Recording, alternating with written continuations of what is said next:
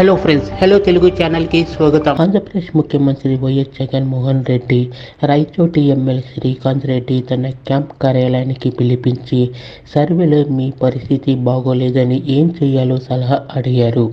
దీనికి శ్రీకాంత్ రెడ్డి నీ పరిస్థితి ఏమైనా బాగుందా అని ఎదురు ప్రశ్న వేశారు. నా మీద ఎందుకు వ్యతిరేకత? నేనేమైనా హత్యలు చేయలేదు. హత్యలు చేసిన వారిని వెనకేసుకొని రాలేదని ఎమ్మెల్యే కౌంటర్ ఇచ్చారు.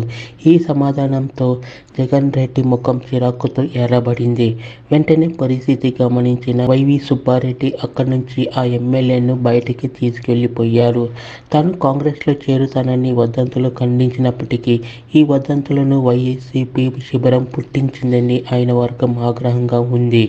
జగన్ రెడ్డి గురించి తాను బాగా తెలుసుకున్నానని, టికెట్ ఎవరికి ఇవ్వాలనుకుంటే వారికి ఇవ్వాలని సవాల్ చేస్తూ ఆయన వెళ్లిపోయారు. ఈ ఘటన వైసీపీ రాజకీయాల్లో కలకలం రేపింది. శ్రీకాంత్ రెడ్డి వైసీపీని వీడి కాంగ్రెస్లో చేరుతారన్న ఊహాగానాలు మరింత బలపడ్డాయి.